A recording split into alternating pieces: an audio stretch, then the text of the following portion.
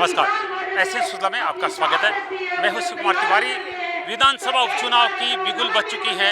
आज नामांकन दर्ज करने का आखिरी दिन है और 3 बड़े जो प्रतिद्वंदी हैं वो आज ही पर्चा दाखिल करें। कांग्रेस के मनोज मेघवाल ने पर्चा दाखिल कर दिया है, भाजपा की तरफ से हेमरा मेघवाल ने अपना पर्चा दाखिल कर दिया है। तो अब आप देख रहे हैं यहाँ पर रेलवे स्टेशन के सामने एक रैली हो रही है जहाँ पर आरएलपी राष्ट्रीय लोकतांत्रिक पार्टी के उम्मीदवार यहाँ पर अपना पर्चा दाखिल करने के लिए आज से रवाना होगी। इससे पहले आरएलपी के सुप्रीमो राष्ट्रीय अध्यक्ष हनुमान बेनीवाल यहाँ पर पहुंचे हैं और एक विशाल जनसभा को संबोधित करने वाले हैं। आरएलपी के तमाम नेता यहाँ पर मौजूद हैं। हनुमान बेनीवाल भी यहाँ पर पहुंच चुके हैं और बहुत जल्दी वो यहाँ पर संबोधित करेंगे। उसके बाद में ये सारे लोग यहाँ से उपखंड कार्यालय कर जाएंगे जहाँ पर आरएलपी के जो प्रत्याशी है वो अपना नामांकन दर्ज करेंगे। मजदूर, किसान और वंचित वर्ग, दलित वर्ग 36 कौम के लोग हैं जो आरएलपी के सुप्रीमो 24 आवर जो काम करते हैं। तो मैं मेरे शब्दों को यही पे विराम देती हूँ। सभी का गांव ढाणी और दूर दराज से जो पधारे हैं उनका मैं आरएलपी पार्टी की तरफ से हार्दिक अभिनंदन, धन्यवाद।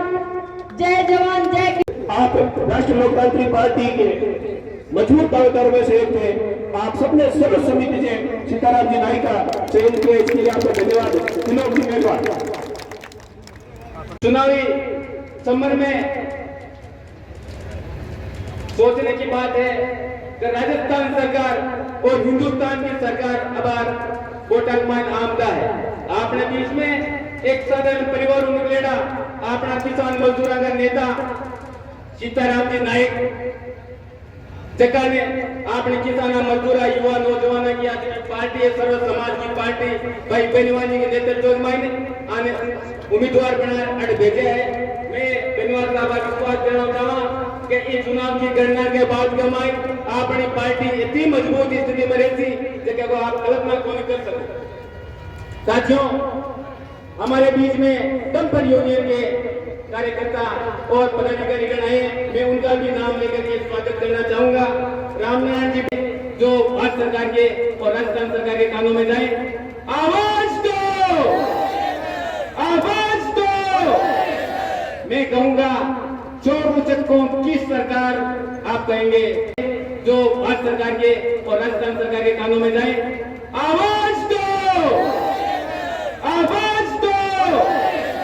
मैं कहूंगा चोर उचक को किस सरकार आप कहेंगे, संघर्ष करो। मैंने आपसे सलाम करता हूं, मुझे बोलने का मौका दिया, आप सबने सुना, आप सबका आभार, बहुत बहुत धन्यवाद।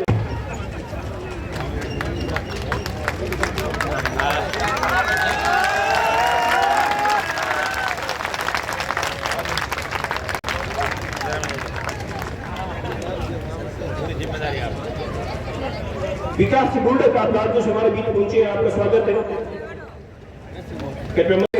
जैसी है, कई बार समझ में नहीं आता कि लोग दिख रहे कि नहीं, क्योंकि हमारे घर वाले तैयार नहीं थे कि मैं आ जाऊं।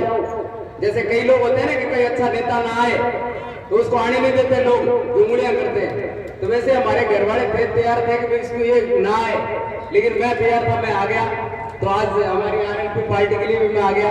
तो बहुत बहुत धन्यवाद हमारे हनुमान जी बेनीवाल का, और सीताराम जी के लिए जोरदार तालियां एक बार। और बड़ा आनंद आया, ऐसा कैमरे वाले फोटो आ रही मेरी, चलो ठीक। तो क्या है, सीताराम जी और हनुमान जी का आप देखो, आज से 6000 साल पहले भगवान रामचंद्र जी थे। नाम का देखो मेल कितना अच्छा हुआ कि इधर सीताराम जी और हनुमान जी, और परमात्मा करे कि हनुमान जी में ऐसी शक्ति थे और हमारे मुख्यमंत्री बने 2023 में, जैसे मुकेश जी ने कहा, जोरदार तालियां इनके लिए। और बात क्या होती है, कई मतलब जैसा होता है ना, ट्रेजेडी में कॉमेडी हो जाती है। ये जो राजनेता होते हैं, हर किसी की बात नहीं कर रहा हूं, जो बड़ी बड़ी फेंकने वाले, हिंदुस्तान में कौन फेंकता है ज्यादा बड़ी? भाइयों और बहनों, मैं जब फेंकता हूं तो समझ में नहीं आती। अब हनुमान जी वहां गए, आपको पता है, मुझे ख्वाब आया, मैंने सोचा हनुमान जी के साथ में हनुमान बेनीवाल जी जो किसानों के लिए गए थे वहां, तो मैंने सोचा कि वहां नाना पाटेकर और जॉन लीवर साहब आ गए और इधर ये पटर पटर मीडिया वाले साथ में आ गए। तो वो क्या करें, हनुमान जी ने जैसा जबरदस्त भाषण भाषण दिया, इतने में नाना पाटेकर क्या उन पे हंसा, ये जो फेंकने वाले उन पे नाम नहीं लेंगे। अच्छा है, पहले इतने बड़े बड़े झूठे वादे देंगे, ऐसा करेंगे वैसे करेंगे, क्या किया? अरे किसान जाके पैसे बैठा है और किसी जाति धर्म का ऐसा तुम लोग कमाल मचाते, अरे राजनीति कर दो, दुनिया में एक ही कोई बचा है। अब अंबानी ने भाषण दिया, इतने में जल्दी रहा हमारे चट्टे यार कितनी बार का है, पूरा राजस्थान भूखे मर रहा है, किसानों की हालत बुरी हो गई है, तुम झूठे जुमले वादे कर करके कोई राजनीति करता है, कोई अच्छे काम करो जैसे हनुमान जी कर रहे हैं, और तुम्हारी पार्टी को ठोकर मार दिया और कहते हैं यार। तो ये बहुत बड़े महान शख्स है, मैं इनका बहुत बड़ा फैन हूँ, क्योंकि कोई आदमी एक अपना पद छोड़ना बहुत बड़ी बात होती है। आज कोई आदमी कहते नहीं माइक छोड़ दे तो यहाँ कई आदमी घबराहट हो जाती है। स्कूल में जब आगरी समझ में आया, हनुमानगढ़ हूँ मैं, तो स्कूल में जैसे प्रोग्राम करते थे तो वो हम कई लोग ऐसे कामने लगते हैं, भारत मेरा देश है, समझ भारतीय। अरे तो आपको गर्व होना चाहिए कि भारत मेरा देश है, वैसे हमें गर्व होना चाहिए कि सीताराम जी नायक, जो कि आज नायक समाज के लिए आगे होकर उनको टिकट दिया है, तो उनका तहे दिल स्वागत करता हूँ हनुमान जी का, और आप लोग उनको विजय बनाए। और इसके साथ जैसे मान लो धर्म जी आ जाए, धर्म जी उनको पार्टी के बारे में थोड़ा, क्योंकि समय की पाबंदी है तो इसलिए मैं तो यही कहना चाहता हूँ, हनुमान जी जैसा सीताराम जैसा मेल बना कर गए और आप लोग एकजुट होकर जिता दीजिए उनको। तो थैंक यू सो मच, धन्यवाद। लोकतांत्रिक पार्टी के सुप्रीमो बेनीवाल जी साहब, सबसे प्रथम मैं बेनीवाल जी साहब का आभार व्यक्त करूंगा, जो मुझे इस पार्टी का मेंबर बना करके मुझे इस योग्य समझा और मुझे टिकट दी। धन्यवाद देना चाहूंगा। दूसरा धन्यवाद देना चाहूंगा हमारे त्रिलोक जी भाई साहब, वकील साहब, हमारे जो टिकट की मांगने वाले, जिनमें गोविंद जी भाई साहब कानूता से, रतन जी भाई साहब, इन सब ने जो त्याग किया, जो राम कुमार जी भाई साहब, जिन्होंने इन्हें टिकट की दौड़ में मेरे साथ थे और सर्वसम्मति से मेरा नाम इन्होंने 2 ही मिनट में तय कर दिया और अपने नाम का त्याग किया, इसलिए इनका आभार व्यक्त करता हूं मैं। दूसरा, हमारे नायक समाज की जो टीम थी, उन्होंने भी टिकट के लिए बड़े प्रयास किए, उन सबको मैं धन्यवाद देना चाहूंगा, उनका आभार व्यक्त करूंगा।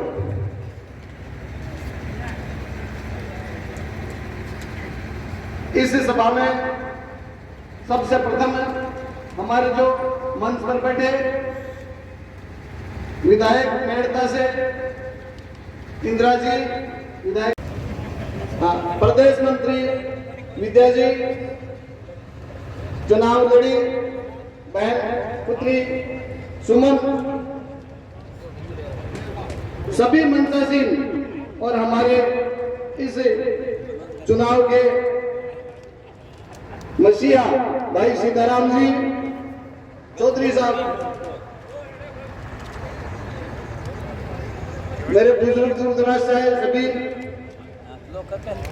अब मैं निवेदन बहुत देखे, सबसे प्रथम मैं पहली बार यहाँ से चुनाव लड़ा, आपके बीच में आया। 2013 में आपके सामने जब मैं आया था, तब मैं आपसे वादा किया था कि मैं आपके साथ में रहूंगा, कंधा से कंधा मिलाकर के आपके बीच में रहूंगा और आपको सेवा देता रहूंगा।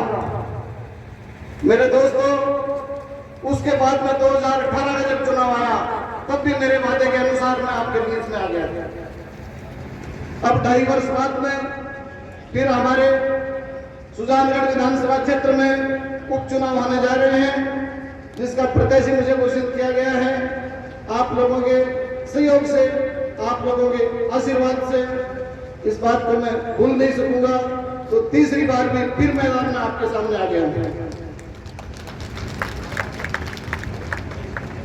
मेरे नौजवान साथियों, मेरे बुजुर्गों, माताओं, बहनों, मातृशक्ति, सबसे अपील करूंगा, आप मेरा सहयोग करें। कांग्रेस और भारतीय जनता पार्टी को आपने देखा है, आज तक देखते भी आए हैं, ये सब कांग्रेस पार्टी और भारतीय जनता पार्टी सब धोखा है, ये सब कूड़ कपट से भरे हुए मेरे दोस्तों, ये धोखाबाजी के सिवाय कुछ नहीं है। जैसा कि हमारे एक साथी ने अभी गैस का उदाहरण, धोखा करते हैं, छल करते हैं। ये मोदी है जो सब झूठी बातें बोलता है, ये मैं नहीं बोलता, मीडिया बोलती है मेरे दोस्तों। साथियों, राजस्थान की गवर्नमेंट में भी कोई कम वाली बात नहीं है, ये मेली कुचेली सरकारें हैं, ये गंदगी की सरकारें हैं। मेरे दोस्तों, हनुमान जी भाई साहब जो अपने किसानों के मसीहा हैं, हमारे गरीबों के मसीहा हैं, हमारे सभी जो सर्व कौमों के, सर्व जातियों के मसीहा हैं, इनके हाथ मजबूत बनाओ मेरे दोस्तों। और हाथ मजबूत तभी होंगे जैसे हमारे 3 सीट है, तो इस चौथी सीट को भी जीता करके वहां पहुंचाओ विधानसभा में, ताकि मजबूती से हम तुम्हारे बुलंदी के साथ आवाज उठा सकें मेरे दोस्तों। मेरे दोस्तों, विधानसभा में आप पूछोगे मुझे, तो मैं नहीं, आप जाओगे मेरे दोस्तों, आप जाओगे। मैं एक गरीब परिवार से हूँ, सीताराम नायक मेरा नाम है। मेरे दोस्तों, हमारे गरीब जाति को आज तक भारतीय जनता पार्टी और कांग्रेस पार्टी आज तक नहीं अपनाया है, जबकि राजस्थान में 30-35 लाख वोट होते हुए और हमारी अपेक्षा करते हैं मेरे दोस्तों, उन्होंने आज तक हमारे को नहीं अपनाया। कांग्रेस पार्टी ओनली फॉर एक सीट देती थी, वो रायसेन नगर से देती थी, जहां उनकी मजबूरी थी कि 45,000 वोट नाई कम्युनिटी के हैं, इसलिए वो देती थी। अब की बार उन्होंने वो भी नहीं। मेरे दोस्तों, मैं निवेदन करना चाहूंगा, हमारे हनुमान जी भाई साहब ने हमें स्वीकार किया है, तो हम तन मन धन से भाई साहब के हाथ मजबूत करेंगे। और सबसे मैं अपील करूंगा कि हाथ मजबूत करो, हाथ मजबूत तभी होंगे कि आप जिताओगे। दोस्तों, हमारे यहाँ खनिज मंत्री भी रह चुके हैं जो माटी के माध्यम हैं, मैं नाम लेकर के बता देना चाहूंगा, खेमाराम जी हैं, उनका भारतीय जनता पार्टी से उम्मीदवार हैं, जो माटी के माध्यम है, जो पार्लियामेंट विधानसभा से अपना अधिकार नहीं लेते। और दूसरे जो कांग्रेस पार्टी से पहले प्रत्याशी रह चुके थे, वो आज हमारे बीच नहीं है, उन्होंने भी किसी प्रकार का विकास नहीं किया था। दोस्तों, इस सुजानगढ़ विधानसभा क्षेत्र में कोई शिक्षा की दृष्टि से कोई डिग्री कॉलेज यहाँ नहीं है। वो जब शिक्षा मंत्री भी रहे तो वो डिग्री कॉलेज आज तक क्यों नहीं आई मेरे दोस्तों। मैं वादा करता हूँ, आप विधानसभा में भेजोगे, सबसे प्रथम इस शिक्षा का ही मैं मुद्दा उठाऊंगा। मेरे दोस्तों, आप विधानसभा भेजोगे तो बिजली, पानी, रोड, नाली जितनी भी समस्या है, नौजवानों की जो समस्या है, उन समस्याओं का सबका मुद्दा उठाऊंगा मेरे दोस्तों। किसानों के साथ में जो अत्याचार हो रहा है, उसकी भी आवाज उठाऊंगा मेरे दोस्तों, कंधा से कंधा मिलाते हुए। आज पार्लियामेंट में एक ही शेर है हमारी पार्टी का, जो हनुमान बेनीवाल है मेरे दोस्तों, जो सर्व राजस्थान के लिए आवाज उठाता है। और मैं तो मेरे मजदूर साथियों के साथ में आज तक जितने भी पार्लियामेंट में गए हैं, क्या इतने जिन्होंने इतने काम करवाए हैं, जो 400 किलोमीटर सड़क का निर्माण का स्वीकृति लेकर गए, तो हनुमान जी भाई साहब लेकर गए। आज तक कौन सा एमएलए, विधायक आया था या एमपी आया था, वो मुझे एक भी चुन करके मिल करके बताओ मेरे दोस्तों। ये काम करने में बड़े सक्षम हैं और लातों से भी बात बनाने में बड़े सक्षम है, अधिकारियों से कैसे काम करवाया जाता है। और ऐसा ही साथियों, आपके बीच में तीसरी बार मैं आया हूँ, मैं भी काम करवाने में कम नहीं हूँ मेरे दोस्तों। आपकी कोई भी समस्या हो, इस भाई को, आपके साथी को, आपके पहले लाडले को याद करना, कभी भी मुझे फोन पर याद करना, आपके बीच में मिलूंगा, आपके साथ में मिलूंगा। नौजवान दोस्तों को मैं कहना चाहूंगा कि आपके कोई जो लीगली काम है और वो नहीं हो पा रहे हैं, और आप किसी समस्या की घड़ी में झूठ रहे हैं, आप मुझे याद करना, आपके बीच में मिलूंगा। जहां आपका पसीना बहेगा, वहां मैं खून बहाने के लिए तैयार हूं मेरे दोस्तों। मैं आपसे इतना ही अपील करना चाहूंगा कि आप अपने अधिकार पाने के लिए पार्लियामेंट में मुझे भेजो, ताकि मैं आपको आपके अधिकार दिला सकूं मेरे साथ। मेरे दोस्तों, एक कहावत है, जो बड़ी पार्टियों वाले लोग हैं वो अपनी क्या कदर करेंगे, वो क्या जाने पीड़ पराई, जिसको कभी में फटी दीवाई। मेरे दोस्तों, जिसको कभी पीड़ाई नहीं हुई हो, विवाही का दर्द क्या समझते हैं मेरे दोस्तों? गरीब की पीड़ा गरीब समझता है, किसान की पीड़ा किसान समझता है। इसलिए मैं एक गरीब परिवार से हूँ, एक किसान परिवार से हूँ, इसके लिए सबकी पीड़ा मैं समझता हूँ मेरे दोस्तों। तो अपनी पीड़ा का समाधान करना मैं भली गति से जानता हूँ। आप मेरे हाथ मजबूत करोगे तो मैं आपको अधिकारों से वंचित नहीं रखूंगा मेरे दोस्तों। जय बोले सर बालाजी की, जय बोले तेरा जी महाराज की, जय बोले राम साहब पीर की, जय बोले प्रभु जी महाराज की। विधायक इंदिरा मावरी जी, आप सबके लोग लाडले प्रत्याशी, जिन्होंने राष्ट्रीय लोकतांत्रिक पार्टी के बैनर तले आज अपना नामांकन दाखिल किया, और सबकी सलाह मशवरा के बाद सुजानगढ़ की 36 कौम को पूछ के भाई सीताराम जी नाइक को यहाँ से आरएलपी ने अपना प्रत्याशी बनाया। भाई किलोर मेघवाल युवा नेता, ये भी टिकट की दौड़ के अंदर थे, लेकिन हमारे सबके कहने के बाद इन्होंने कहा कि अगली बार चुनाव सीताराम जी को लड़ाएंगे। रतनलाल जी नायक, इन्होंने क्या समर्पण किया टिकट का, सबकी इच्छा थी कि चुनाव इस बार सीताराम जी लड़े। भाई रामचंद्र जी जोगल सर, ठाकुर साहब समंदर सिंह जी, सीताराम जी चौधरी हमारे समाज सेवी, ओम जी जानू, मांगीलाल जी साला सर, श्याम जी नायक, हमारे वक्ता थे, मेरी भी इच्छा थी उनको सुनने की, भाई मनोज सारा और प्यारे बच्चे। सुजानगढ़ मेरे लिए कोई नया नहीं है। जब मैं राजस्थान विश्वविद्यालय के अंदर राजनीति क्या करता था, तभी सुजानगढ़ और चूरू के किसान के बेटे आज से 20-25 साल पहले भी हनुमान बेनीवाल को आगे बढ़ाने के लिए दोनों हाथों से प्रयास भी करते थे, और किसानों का आशीर्वाद से 20 साल पहले राजस्थान विश्वविद्यालय के अध्यक्ष बनने का सौभाग्य मिला। और उस समय सबसे ज्यादा योगदान अगर किसी का रहा तो शेखावाटी के किसान के बेटों का रहा। इस इलाके से कोई मैं ऐसा नहीं वाकिफ नहीं हूँ।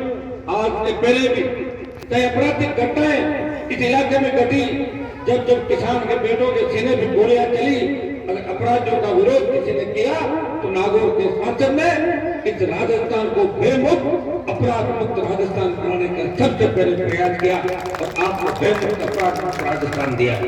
भाइयों, अपने लिए तो सब कोई लड़ते हैं, हनुमान बेनीवाल नंबर 2 और 3 की लड़ाई नहीं लड़ रहा है।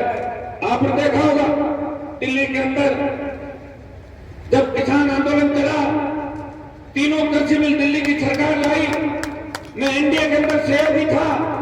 आपके यहाँ भी भाजपा के एमपी को जिताने के अंदर हनुमान बेनीवाल का बड़ा योगदान था। मुझे मेरे बीजेपी ने वोट दिए और मैंने 24 सीटें भारतीय जनता पार्टी के खाते के अंदर दिलवाई। बीजेपी के कई नेता बयान देते कि हनुमान जी तो हमारे सारे से जीते थे, मैं तो तुमसे 2.5 लाख वोट लिए थे, और बदले में 27 लाख से लेकर 30 लाख वोट भारतीय जनता पार्टी को राजस्थान में दिलाए। तो चूरू के अंदर भी हनुमान बेनीवाल की राष्ट्रीय लोकतांत्रिक पार्टी ने सब जगह मदद करी। लेकिन जब आवश्यकता पड़ी दिल्ली के अंदर, पूरे देश की नजरें थी, मेरे सामने 2 ही रास्ते थे, या तो मैं सत्ता की परोसी हुई थाली को छीन लेता, और या थाली को ठोकर मार के मेरे भाइयों के साथ इन किसानों की मदद करता। हनुमान बेनीवाल ने सत्ता की परोसी हुई थाली को ठोकर मार के अपने भाइयों का साथ दिया और सड़क पर बैठ गया, और 70 साल के अंदर पहली बार उस शाहजहांपुर हाईवे को जाम किया। तो 70 साल में कभी हाईवे जाम नहीं हुआ, और 2.5-3 महीने से सड़क पर भी बैठा। और हिंदुस्तान की सबसे बड़ी पंचायत के अंदर आपने देखा होगा, कांग्रेस को अखबार में छपने के लिए 2-3 दिन किसान की बात करके बैठ गई, लेकिन हनुमान बेनीवाल 25 तारीख तक लोकसभा चली थी, उसमें सबसे ज्यादा बार अगर किसानों का किसी ने नाम लिया और तीनों किसान मिलों को वापिस करने की बात की और प्रधानमंत्री को चुनौती दी। प्रधानमंत्री जी 14 और 19 के अंदर जिन किसानों ने सत्ता के शिखर पर आपको बिठाया, आप इनसे पंगा मत लो। ये किसान थकने वाले नहीं है। 1000 साल तक दिल्ली के चारों तरफ किसानों ने लड़ाई लड़ी है। आपको विपक्ष में बिठा देंगे और प्रधानमंत्री किसी और को बना देंगे। आप तीनों बिल वापिस लो। ये हुंकार अगर किसी ने भरी तो आपके भाई ने दिल्ली के अंदर हुंकार भरी और अपनी कही हुई बात निभाई। या तो वीर तेजाजी महाराज ने 1000 साल पहले अपना वचन निभाया, गुजरी की गाय लाए और अपने प्राण न्यौछावर करके हमारे समाज के साथ साथ किसान को उनका नाम ऊंचा किया और सच्चे देशभक्त मिलाए। उन्हीं के रास्ते पे चलते आपके भाई ने अपना वादा निभाया। जब राजस्थान की धरती पे किसान तकलीफ में था, जवान आत्महत्याएं कर रहा था, अपराध सर चढ़ के बोल रहा था, हमारी बहन बेटियां सुरक्षित नहीं थी, तब हनुमान बेनीवाल ने नागौर की धरती से हुंकार भरी कि मेरे भाइयों को न्याय दिलाऊंगा, संपूर्ण कर्जा माफ कराऊंगा, फ्री बिजली दिलाऊंगा, टोल मुक्त राजस्थान होगा, बेरोजगारी भत्ता दिलाऊंगा और छोटे भाइयों को नौकरी दिलाऊंगा और अपराधियों को सलाखों के पीछे नहीं चलाऊंगा। भाइयों, नागौर के हुंकार के बाद बाड़मेर और जब बीकानेर पहुंचा तो बीकानेर की हुंकार के बाद राजस्थान की सरकार बेखुद में आ गई। 50,000 का कर्जा माफ किया, 50,000 नौजवानों के नई नौकरी बजट में निकाली, स्टेट हाईवे टोल फ्री किए और 5 horsepower की बिजली भी उस जीती वसुंधरा से हनुमान बेनीवाल की हुंकार ने और नौजवानों किसानों की हुंकार ने वापस कराई। फिर सीकर की रैली के बाद राजधानी पहुंचे। हमारा मकसद कोई सत्ता हासिल करना नहीं था, हमारा मकसद था कि हमारे भाइयों को न्याय मिले। दिल्ली के अंदर 17 साल में धन्ना सेठों का 3 लाख करोड़ का कर्जा माफ हो सकता है, तो हमने कहा कि राजस्थान के किसानों का भी 82,000 करोड़ का संपूर्ण कर्जा माफ करो, तो कांग्रेस की पार्टी भाइयों ये तब कई लोग कहते थे, हमारे विरोधी भी कहते थे, कई मेरे मीडिया के साथी पूछते थे कि पार्टी बना पाओगे क्या? राजस्थान में कभी पार्टी बनी नहीं है और बन के कोई लड़ा नहीं। मैंने कहा पार्टी भी बनेगी, लड़ाई भी लड़ेंगे। और भाइयों उस वक्त आपको पता है कि जो नेता राजस्थान के अंदर वसुंधरा को पानी पी पी के गाली देते थे, जो लोग मेरे साथ तीसरा मोर्चा बनाने की बात करते थे, तो मुझे बीच रास्ते के अंदर छोड़ के जंग के मैदान से वापस चले गए। लेकिन हनुमान बेनीवाल ने हिम्मत नहीं आई। मुझे भरोसा था मेरे छोटे भाइयों पे, मुझे भरोसा था किसानों पे, मुझे भरोसा था दलितों पर शक्तियों पे कि मुझे आशीर्वाद देंगे और नए राजस्थान का निर्माण करेंगे। और भाइयों ने पार्टी भी बनाई, 57 उम्मीदवार भी लड़ाए और 9 लाख के करीब वोट राजस्थान के अंदर लिए और मेरे किसान के बेटों की संख्या भी विधानसभा के अंदर बढ़ाई। तो जो बदमाशी कर रहे थे उनकी संख्या विधानसभा के अंदर घटा के बहुत नीचे ले आया।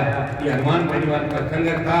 और लोकसभा के चुनाव के अंदर मैंने पूछा मुझे क्या करना है, मैं कोई प्रधानमंत्री का दावेदार नहीं था। आप सबने कहा कि राज्य के अंदर आपको भाजपा से गठबंधन करना है। मैंने भारतीय जनता पार्टी से गठबंधन किया और एक शर्त रखी, मैंने कहा बीजेपी से गठबंधन जरूर कर रहा हूँ, लेकिन बीजेपी कार्यालय के अंदर वसुंधरा नहीं रहनी चाहिए, मैं करूंगा गठबंधन। और वसुंधरा को बाहर निकाल के भारतीय जनता पार्टी के कार्यालय के अंदर गठबंधन किया। ऐसा जिद्दी नेता आपको राजस्थान और देश के अंदर नहीं मिलेगा। जो चलते चलते आपके मन की भाप लेता है, तो चलते चलते आपके लिए अपना कैरियर दांव पे लगा देता है। भाइयों, इस सुजानगढ़ के अंदर नाइक समाज का भी बड़ा, मेघवाल समाज के बाद सबसे ज्यादा वोट नाइक समाज, बावली समाज की बहुत बड़ी संख्या है, हरिजन समाज की भी संख्या है, रेगल समाज की है, खटीक समाज की है, आदि शेड्यूल कास्ट मेघवालों के बाद आदि आबादी दूसरी जातियों के, इनको भी मौका मिलना चाहिए। मैंने कहा जितनी भी हमारी एसी के अंदर पिछड़े वर्ग के अंदर उस तबके के अंदर जितनी भी शोषित पीड़ित जाते हैं उनको सत्ता के अंदर आने का मौका मिलना चाहिए। हनुमान बेनीवाल समझ में बात करके सीताराम जी नाइक को राष्ट्रीय लोकतांत्रिक पार्टी का उम्मीदवार बनाया। और मुझे तो पूरा पता है कि नाइक समाज के लोग जब बीजेपी का टिकट मांगने गए तो बीजेपी के नेताओं ने कहा कि आपको तो 7,000 वोट, मुझे नहीं पता आपने कोई गया था क्या? कहीं क्यों राम गांधी कितना जा रहा और कांग्रेस लड़कियों तुम तो हमें वोट ही नहीं देते कभी और तुम तो बीजेपी को वोट डालते हो। बताओ, मैं कह रहा हूँ वोट तो कहीं नहीं दो आप। बीजेपी तो 80 में बढ़ी थी, 80 से पहले वोट तो लोगों ने कांग्रेस को डाले थे।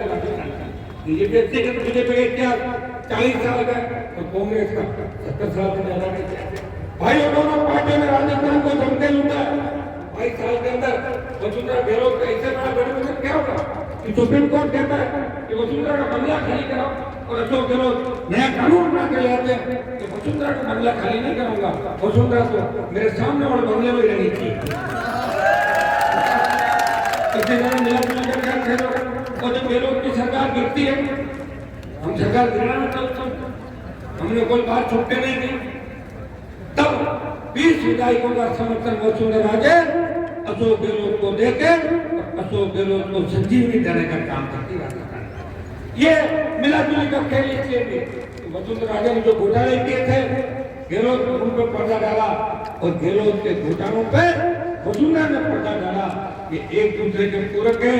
2023 की जो लड़ाई है भाइयों, एक टेलर है। 3 उपचुनाव के बाद चौथा उपचुनाव होगा राजस्थान के अंदर। उसकी तारीख के साथ ऐलान हुई थी, लेकिन किसी कारणवश उस उपचुनाव की तारीख बाद में आएगी। इन 4 उपचुनाव के अंदर अगर आपने कांग्रेस और भारतीय जनता पार्टी को सबक सिखा दिया तो राजस्थान आजाद हो जाएगा। और सबक सिखाने के लिए आपको मतदान करना है, किसी को पूछना नहीं है। कांग्रेस को भी परखा है, भारतीय जनता पार्टी को भी परखा है। आपके भारतीय जनता पार्टी के अंदर भी दिल्ली में लोगों ने नेतृत्व किया, राजस्थान की राजनीति के अंदर भी चूरू के अंदर हमेशा चूरू के मंत्री रहे, लेकिन वो सुजानगढ़ के खेत अभी भी प्यासे हैं। सुजानगढ़ के खेतों के अंदर सिंचाई का पानी कैसे पहुंचे? कुंभाराम लिफ्ट परियोजना सावा की जो अधूरी योजना यहाँ सुजानगढ़ तक पहुंचे, नागौर की धरती पे प्रत्येक खेत में सिंचाई का पानी पहुंचे, शेखावाटी के प्रत्येक खेत में सिंचाई का पानी पहुंचे। हमारे नेताओं ने सिर्फ और सिर्फ धोखा किया है। अब आप अगर चाहो तो परिवर्तन कर सकते हो। लोग मुझे भी कहते हैं कि आपने 20 साल खराब कर दिए, जवानी निकल जाएगी, बुढ़ापे में राज पे रहेगा, क्या कर लोगे? तो मैं उनको कहता हूँ भाइयों, मैं तो भगत सिंह की भूमिका के अंदर चलता हूँ। भगत सिंह को पूछा कि आपको फांसी हो जाएगी, तब उन्होंने कहा कि बेशक मुझे फांसी हो जाए, इस बात से मुझे गम नहीं, लेकिन मेरी भारत माता गुलामी की बेड़ियों से मुक्त हो जाएगी। राजस्थान के अंदर उन बड़े बड़े नेता जो मिलते नहीं थे, उनको गली मोहल्लों के अंदर घुमाना सिखा दिया और नेताओं को गलियां दिखा दी और नेताओं को गाड़ियां और गांव दिखा दिए। ये मेरे सामने कई परिणाम है। लोग कांग्रेस के लोगों को पूछ लो तो एक ही बात कहेंगे, अरे कि बीजेपी चाहे आ जाए लेकिन आने भी नहीं आएगी। और बीजेपी वालों को पूछो, अरे क्या छोड़ो यार, नहीं आने की कांग्रेस और भारतीय जनता पार्टी को राजस्थान में एक नाव पर सवार कर दिया कि राष्ट्रीय लोकतांत्रिक पार्टी के मेरे जवानों की, मेरे छोटे भाइयों की और किसानों का आशीर्वाद हुंकार का परिणाम था। मुझे पूरा भरोसा है कि सुजानगढ़, सारा और राजसमंद के अंदर राष्ट्रीय लोकतांत्रिक पार्टी दोनों पार्टियों को बड़ी टक्कर देगी, बड़ी चुनौती देगी और तीनों सीट राष्ट्रीय लोकतांत्रिक पार्टी जीतेगी। ऐसा नौजवानों का रुझान आ रहा है। सोशल मीडिया के माध्यम से मैं आज नागौर से निकला, यहाँ पहुंचने में मुझे 3 घंटे लगे। हर गांव के बाद गांव भी रास्ते के अंदर स्वागत करने के लिए मातृशक्ति नौजवान और किसान तैयार थे। एक ही बात कह रहे थे, हनुमान जी प्रत्येक गांव के अंदर एक बार आप आ जाना। और मैं आपको विश्वास करता हूं सुजानगढ़ विधानसभा क्षेत्र कोशिश तो प्रत्येक गांव की करूंगा, लेकिन प्रत्येक पंचायत मुख्यालय भगवान बेनीवाल जरूर आएगा। कोशिश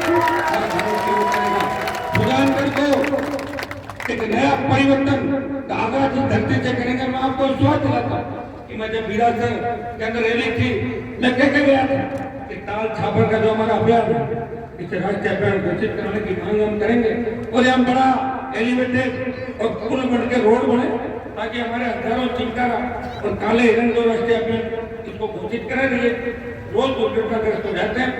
तो ये बहुत बड़ा बजट है तो राजस्थान की सरकार नहीं ला सकती। तो मैंने लोकसभा का इस मामले को उठाया, मैंने सिंचाई के मामले उठाए, मैंने आपके यहाँ जो मेरी पार्टी के विधायकों ने एक प्रमुख मुद्दा था यहाँ का, ये गुड़ावड़ी सालासर शोभासर महाराज का जो मुआवजे का मामला था, ये आरएलपी विधायकों ने विधानसभा के अंदर उठाया। और भाइयों, इलेक्ट्रिक रूप से विद्युत विभाग जो विषय राजस्थान को बढ़ा, मैं आपको विश्वास दिलाता हूँ इस चुनाव के दौरान जितनी भी सीट पड़ी है मैं कैंप कर लूंगा एक दिन, इस क्षेत्र की सारी सीटें मेरे पास लेके आ जाना, सारी सीटों को फाड़ के केंद्र ये टीपी ई चालान के नाम पर परिवहन विभाग द्वारा बेवजह चालान काटे गए। ये सही बात है कि गुंडागर्दी और इस पर राज कांग्रेस और भारतीय जनता पार्टी के शासन के अंदर हमेशा होता रहा, इसका भी समाधान करेंगे। और मैं आप सुजानगढ़ क्षेत्र के अंदर जब घूमूंगा तो आधी समस्या है तो मेरे नाम से ही खत्म हो जाएगी। सुजानगढ़ में नीट की जो परीक्षा समय पर न करवाने का जो मामला विद्यार्थी हमारे कर रहे हैं, तो मैं तो हमेशा नौजवानों के लिए लड़ता रहा हूँ, नौजवानों को रोजगार मिले, खाली पद भरे जाए। और इन पार्टियों को बेरोजगारी भत्ता भी अगर याद दिलाया, अरमान बेनीवाल ने याद दिलाया कि तो 50 साल के अंदर कांग्रेस बीजेपी ने कभी बेरोजगारी भत्ते की बात नहीं करी। कांग्रेस ने बेरोजगारी भत्ते की बात जरूर करी है, बेरोजगारी भत्ता किसान के बेटों को मिला है। वहीं सुजानगढ़ को जिला बनाने को लेकर बहुत बड़ा आंदोलन चला था। हमेशा चुनाव के समय पार्टियों के नेता दबे जवान ये बात नहीं करते कि सुजानगढ़ जिला बनना चाहिए। मैं आपको विश्वास दिलाता हूँ, मेरा विधायक बना के दे दो, सुजानगढ़ को जिला बनवा दूंगा, भरोसा आपको दिलाता हूँ। सुजानगढ़ में ट्रॉमा सेंटर की मांग है, ये छोटी सी मांग है, बड़ी नहीं है, इसको तो ऐसे ही पूरा करा दूंगा, मेरा कागज आएगा उसमें पूरी हो जाएगी आपकी। सुजानगढ़ में ट्रॉमा सेंटर और 150 किलोमीटर के आसपास कोई आपका सेंटर में आपको विश्वास दिलाता हूँ कि ट्रॉमा सेंटर तो सुजानगढ़ में बन जाएगा। मैं तो एक कहता हूँ कि अगर सीताराम जी चुनाव जीतने चाहते हैं तो हमारी ताकत भी राजस्थान के अंदर बढ़ेगी। भाइयों, मैसेज जाएगा पूरे देश के अंदर और मोदी जी को भी पता लगेगा कि जिस हनुमान को हमने छोड़ा है उस हनुमान ने अभी तो सिर्फ शुरुआत करी है। देश में भारतीय जनता पार्टी की ये जो लंका है और ये कांग्रेस की जो भ्रष्टाचार की लंका, दोनों के अंदर आग लगा देगा, इन दोनों भ्रष्टाचार की लंकाओं का दहन कर देगा। ये मैसेज दिल्ली में चल जाएगा तो सुजानगढ़ साड़ा के अंदर राष्ट्रीय लोकतांत्रिक पार्टी की और राजसमंद के अंदर आरएलपी की भारी जीत आपको कराऊंगा। बड़ा चंचला नौजवानों के अंदर और हर नौजवान राजस्थान के अंदर एक ही बात कह कि दोनों पार्टियों से दावे, कर्मचारी भी एक बात कह रहा है, किसान भी कह रहा है और लोकतंत्र का चौथा स्तंभ ये भी बड़े बड़े लेख जो अखबार के अंदर छपते हैं। आज जो घटनाएं छपती है, मैं धन्यवाद दूंगा लोकतंत्र के चौथे स्तंभ को, प्रेस को, कि अगर ये नहीं हो तो आप तक सच्चाई आएगी। भाई, यही वो है जो सच्चाई को आप तक लाते हैं। पहला परमाणु लड़ाई, बलात्कार, हत्या, लूटपाट, नशे के अंदर गाड़ी चला रहे, 6 बच्चों को कुचल के चले जाते, थाने में छड़दार बलात्कार कर देता, एसपी आई जी कुछ लेके पकड़े जाते हैं, दलित युवती का ऑडियो वायरल होता है, उसमें भी मुकदमा हनुमान बेनीवाल पर दर्ज होता है जो दोसा के अंदर आंदोलन। इस राजस्थान के अंदर बाड़मेर में अगर दलित की बेटी के साथ बलात्कार होता है या चंबल की भीड़ के अंदर जब जगन गुर्जर का आतंक सर चढ़ जाता है, तब आवाज अगर कोई उठाता है तो नागौर का सांसद हनुमान बेनीवाल अपराधियों के खिलाफ आवाज उठाता है। मैं तो आपको इतना विश्वास, मैं कोई आपसे ज्यादा दूर नहीं हूँ। सुजानगढ़ से 5-7 किलोमीटर बाहर नागौर जिला हो जाता है, जहाँ का मैं शासन हूँ। पहले तो लाडपुर चूरू क्षेत्र के अंदर आता था, नागौर चूरू में कोई अंतर नहीं, और सुजानगढ़ तो मारवाड़ का हिस्सा ही मानते हैं। सुजानगढ़ रतनगढ़ ये मारवाड़ मानते हैं, अपना पुराने जमाने का जो मारवाड़ करता है। हम और आप अलग नहीं है, वैसे तो पूरा राजस्थानी है। और शेखावाटी के रणबांकुर तो लड़ाई देश के अंदर लड़ी चूरू के जवानों ने। आज देश की सीमाओं पर साधन देने में अगर नंबर किसी का आता है तो शेखावाटी, चूरू और मारवाड़ के किसान के बेटे सबसे पहले सीने में गोली खा के भारत माता की रक्षा भी करें। लेकिन पार्टियों में बंटे रहे, गुटों में बंटे रहे, सरपंचों के गुटों के अंदर बंटे। मुझे कोई कह रहा था, कांग्रेस के कई नेताओं ने उलट फेर कर लिया। जो पहले मास्टर भवनलाल जब जिंदा थे तो उनको बर्बाद करने की छोड़ने खाते थे, और जैसे मास्टर जी गुजरे अब कह उनके बेटे का दामन थाम लिया और चेंज करके इनके साथ आ गए, तो साथ वैसे ही आगे होंगे। तो जो जब जिंदा को इन्होंने न्याय नहीं किया तो मुझे नहीं लगता कि उनके स्वर्गवास के बाद उनके परिवार का वो लोग भला करेंगे। ऐसे लोगों का आपको ध्यान रखना है जो समय समय पे अपने स्वार्थ के खातिर कभी तो कहते कांग्रेस बेकार है, कभी कहते भाजपा बेकार है, कभी कहते दोनों दल सांपनाथ नागनाथ है, और कभी किसी की चप्पल उठा ले और कभी किसी की चप्पल उठा ले। ऐसे लोगों के बेकावे के अंदर बताना। नागौर के अंदर भी बहुत बड़े फर्जी नेताओं की दुकानें चलती थी, उन दुकानों का शटर मैंने डाउन कर दिए। और चूरू के अंदर भी आपको तमाम फर्जियों के, चाहे विधानसभा के अंदर हो, चाहे दिल्ली की राजनीति करते हो, जो सिर्फ बिजनेस करते हैं, अपना काम करते हैं और अपने परिवार को आगे लाते हैं, जो इलाके को आगे नहीं लाते, ऐसे लोगों का बाइकाट करो। भारतीय जनता पार्टी कांग्रेस को छोड़ो और राष्ट्रीय लोकतांत्रिक पार्टी का दामन थामो। भाइयों, जिस तरह आजादी की लड़ाई के अंदर भगत सिंह ने निस्वार्थ भाव से लड़ाई लड़ी, उसी तरह राष्ट्रीय लोकतांत्रिक पार्टी इस राजस्थान को कांग्रेस और भारतीय जनता पार्टी की गुलामी की बेड़ियों से मुक्त कराने के लिए राजस्थान के अंदर लड़ाई लड़ रही है। मैं दिल्ली के सेंट्रल रोड के अंदर जब बैठता हूँ तो तमाम देश के जो क्षेत्रीय पार्टियां जहाँ इस देश के अंदर बढ़ी, तो क्षेत्रीय पार्टियां चाहे यूपी बिहार में लेके कांग्रेस बीजेपी एक जमाने में चौथे तीसरे नंबर पर चली गई थी, साउथ के अंदर ले लो, तो क्षेत्रीय पार्टियों के साथ जहां भी क्षेत्रीय पार्टी बनी, कॉम्बिनेशन बना कि एक बड़ी जाति आ गई उस स्टेट की, और उसके साथ या तो शेड्यूल कास्ट आई और या मुसलमान साथ आए, वो जातियां मिलके तो नए समीकरण बने, तब जाके कांग्रेस भारतीय जनता पार्टी तीसरे और चौथे स्थान पर गई। मैं राजस्थान के अंदर आवाज करता हूं तमाम समाजों से, क्योंकि मैं तो तमाम समाजों की पैरवी कर रहा हूं। आपने देखा होगा राजसमंद के अंदर गुर्जर समाज को टिकट दिया या नाइक समाज को टिकट दिया, और साड़ा के अंदर सबसे ज्यादा संख्या जाट समाज की है, और जाट समाज का प्रत्याशी बनाया। और भाइयों 57 उम्मीदवार लड़ाए थे, उनमें 12 उम्मीदवार लड़ाए, और नाइकों को भी सबसे ज्यादा अगर टिकट दी तो 3 टिकट 18 के चुनाव में हनुमान बेनीवाल ने नाइक समाज को टिकट दिया। बावरी समाज की हमारी पहली इंदिरा बावरी मारवाड़ के अंदर 52 जिले के थे, कांग्रेस और भारतीय जनता पार्टी ने किसी बावरी को विधायक नहीं बनाया, और राष्ट्रीय लोकतांत्रिक पार्टी ने इंदिरा जी को विधायक बना के राजस्थान की विधानसभा के अंदर भेजा। मुझे फक्र कि ज्यादा पढ़ी लिखी नहीं है, लेकिन आजकल रोज 3 घंटा पढ़ाई करते हैं, और विधानसभा के अंदर बोलने का कितना बड़ा हिम्मत होगा, और कहीं भी बैठते वहां काम करती है, मेहनत करती है, और पूरी जिम्मेदारी ली है कि भाई साहब सुजानगढ़ के अंदर पूरी ताकत लगा देंगे, बावरी समाज के साथ साथ तमाम पार्टियों के अंदर हम काम करेंगे, और सारा वोट राष्ट्रीय लोकतांत्रिक पार्टी के खाते में दिलाएंगे। भाइयों, इस आजादी की लड़ाई के अंदर, ये आजादी की लड़ाई है दोबारा। आज हमारी बहन बेटे सुरक्षित थे, रात को 8-9 बजे बाद अकेला कोई परिवार होता है, छोटे बच्चों के साथ सड़कों पर नहीं गुजरता, कब गुंडे बदमाश आ जाए, बोलेरो लेके, फॉर्च्यूनर लेके गोलियां मार दे तो उठा के ले जाए। ये वही राजस्थान जो अपराध में 22वें नंबर पे 19वें नंबर पे था, आज 1 नंबर पे आ गया। इसका कारण कौन है? गिरोह तो छूटा है, जिन्होंने अपराधियों को पहले तो पढ़ाया, एनकाउंटर की प्रथा भी चली, चूरू जिले से एनकाउंटर की शुरुआत हुई। मेरे हिसाब से राजस्थान में जो 3-4 एनकाउंटर हुए वो चूरू जिले में एनकाउंटर स्पेशलिस्ट चूरू के अंदर रहते हैं, चाहे नेता हो चाहे दूसरे पुलिस को, तो जो एनकाउंटर का मामला चलता है चूरू की धरती से चलता है, क्योंकि अपराध की शुरुआत हरियाणा के रास्ते राजगीर से होती है, चाहे दारू का रास्ता हो चाहे दूसरा, यहीं से निकलता है। तो भाइयों, अब हमें इसको रोकना है, अपराध को रोकना है। मैं नौजवानों को आह्वान करूँ, मुझे लोग ये कहते हैं विरोधी मेरे नेता कि हनुमान जी बेनीवाल तो लड़कों को बिगाड़ने का काम करते हैं। मुझे बताओ, मैंने किसी लड़के को बिगाड़ा क्या आज तक? किसी को ये कहा क्या मैंने नशा करता था? मैं तो सुधारने का काम कर रहा हूँ।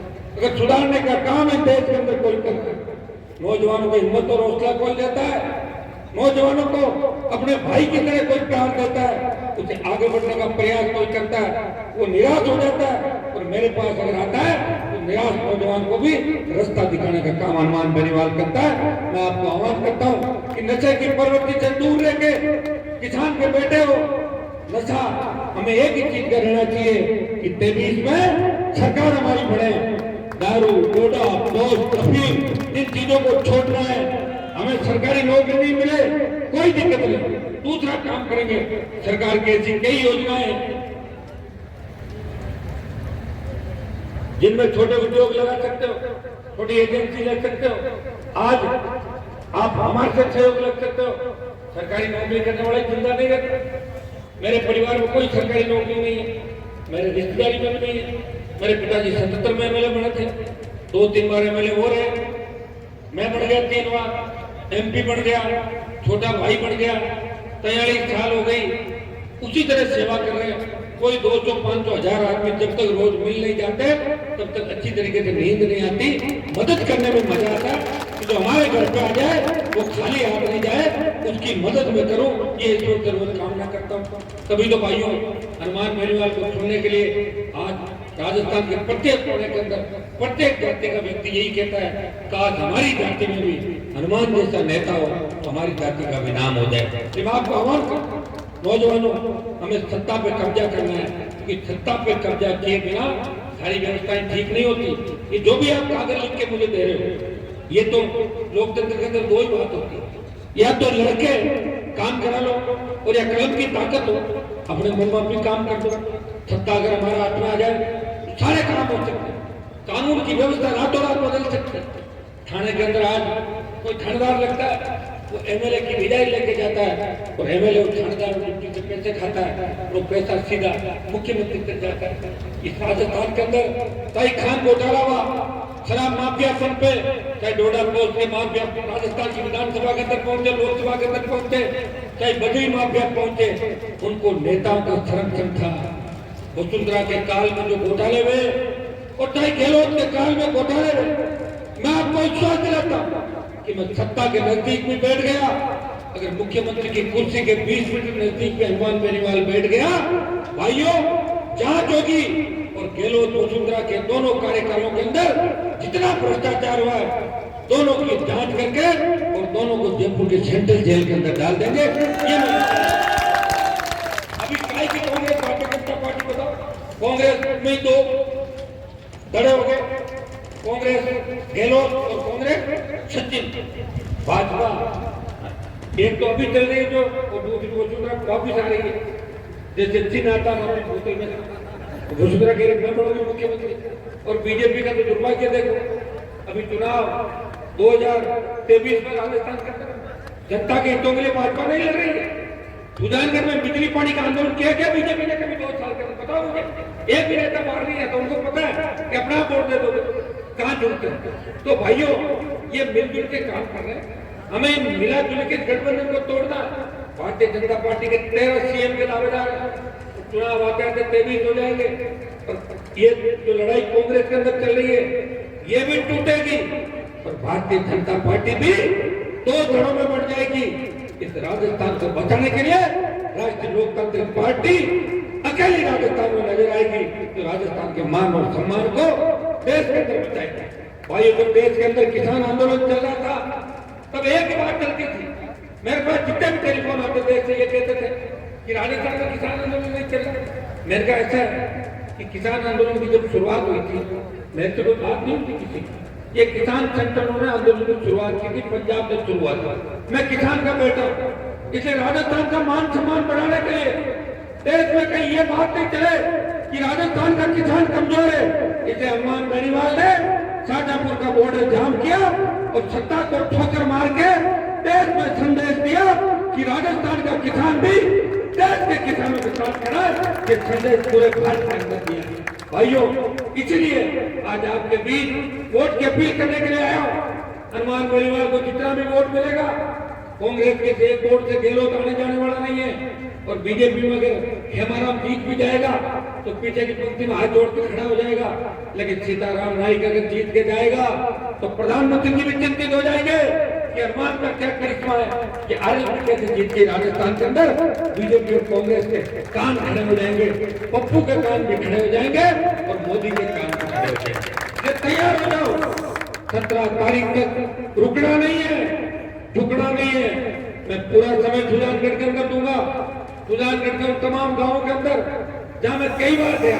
और थोड़े दिनों पहले जब रैली करी थी, जबरदस्त तरीके से एक दिन हजारों हजार की तादाद में जो बिजली इलाके वहां परेशान लोगों ने हल्ला बोला, नौजवान किसानों का आक्रोश रैली थी।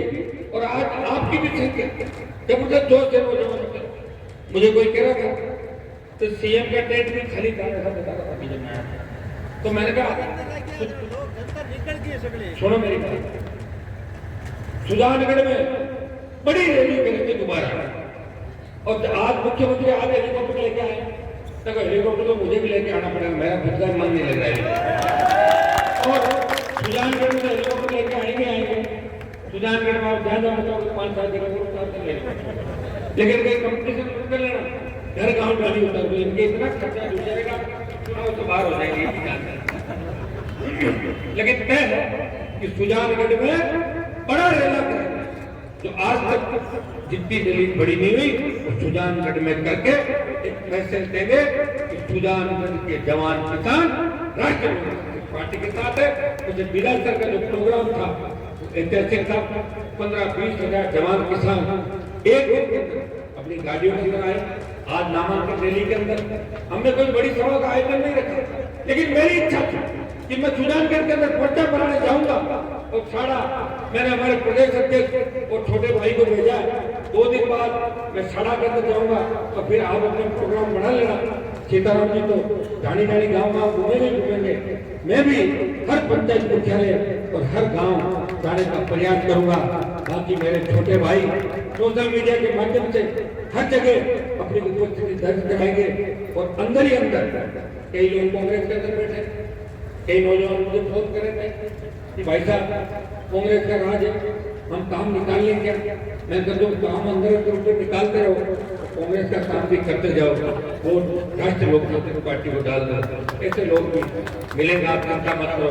कई लोग बीजेपी में बैठे हैं, वो बीजेपी को खोखला कर रहे हैं, लेकिन आरएलपी को कोई खोखला नहीं कर रहा है। आरएलपी को मजबूत करने की दुआएं राजस्थान का प्रत्येक नौजवान करता है। इस विधानसभा के चुनाव के अंदर एक बच्चा मेरे पास आया कि मेरे पापा तो बीजेपी से चुनाव लड़ रहे हैं, मेरे पापा के मेरे झगड़ा हो जाता है कि पापा आप जीत जाओ, मेरे पापा इसलिए, लेकिन हनुमान जी की सत्ता आनी चाहिए। तो उसके पापा ने मेरे से बात करी कि मेरा बेटा तो आपका समर्थक है और मैं बीजेपी का। आप बताओ, जब बाप के सामने बैठा इस राजस्थान में व्यवस्था परिवर्तन की लड़ाई लड़ रहा है, वो दिन दूर नहीं जब राजस्थान की सत्ता के शिखर पर असली किसान का बेटा बैठेगा। न राजस्थान में अपराध होगा और न राजस्थान में बेरोजगारी के अभाव में लोग आत्महत्या करेंगे, न कर्जे के बोझ के तले कोई किसान आत्महत्या करेगा। थाने तहसील कचहरी के अंदर जब गांव का गरीब और दलित जाएगा तो थानेदार तहसीलदार खड़ा होकर बोलेगा, आओ बाबा चाय पियोगे या कोल्ड ड्रिंक मंगाओ आपके लिए। ये व्यवस्था राजस्थान के अंदर हनुमान बेनीवाल लेके आएगा। व्यवस्था परिवर्तन इस लड़ाई के अंदर मेरा साथ देना, मुझे कमजोर मत पड़ने देना। मेरी वैसे बहुत हिम्मत है, लेकिन आप समय समय पे जब भी मैं कमजोर हुआ, जब भी लगा तो कहीं चूरू से, सुजानगढ़ से, शेखावाटी से, गंगानगर, हनुमानगढ़, बाड़मेर, जोधपुर, अजमेर, भोजपुर, अलोट से, मेवाड़ से एक आवाज आती है, हनुमान जी हिम्मत मत हारना, ये लड़ाई का आखिरी राउंड है। 23 में कांग्रेस और भाजपा को घर बिठा देंगे। 18 के अंदर भी आपने कांग्रेस को वेंटिलेटर पे ला दिया, गहलोत को 99 पे और भाजपा को 72 पे ले आए थे। 3 विधायक मेरे जीते, पश्चिमा शेड्यूल कास्ट के विधायक नहीं जीता पाई और हनुमान बेनीवाल की आरएलपी पार्टी के 3 में से 2 विधायक शेड्यूल कास्ट के जीत के राजस्थान विधानसभा तक पहुंचे। और मुझे खुशी होगी कि सुजानगढ़ के अंदर भाई सीताराम जी को आप जिताओगे। मैं काम की गारंटी लेके जा रहा हूँ, सीताराम जी तो आप बीच रहेंगे, लेकिन हनुमान बेनीवाल की भी इतनी जिम्मेदारी बढ़ जाएगी कि आपको ये भी मिलेंगे और मैं भी हमेशा आपके पहले मिला और आगे भी सुजानगढ़ की प्रत्येक समस्या के समाधान के लिए कटिबद्ध रहूंगा। भाइयों, पूरी मजबूती के साथ हमें लड़ना है। आज से ही एक व्यक्ति लग जाए सोशल मीडिया के माध्यम से, टेलीफोन के माध्यम से। और मैं धन्यवाद दूंगा माता शक्ति को, माताएं बहनें जो हमारी बैठी है, मेरे छोटे भाई भगत सिंह की भूमिका के अंदर चल रहे इस आजादी की लड़ाई के अंदर, और मेरी माताएं बहनें झांसी की रानी लक्ष्मीबाई बढ़ के इस राजस्थान के अंदर परिवर्तन का आगाज भ्रष्टाचार रूपी द्रावण को खत्म करेगी। कांग्रेस और भारतीय जनता पार्टी को घर बिठा के इनकी राजस्थान से विदाई तय करेगी। बहुत बहुत आपको धन्यवाद। जय हिंद।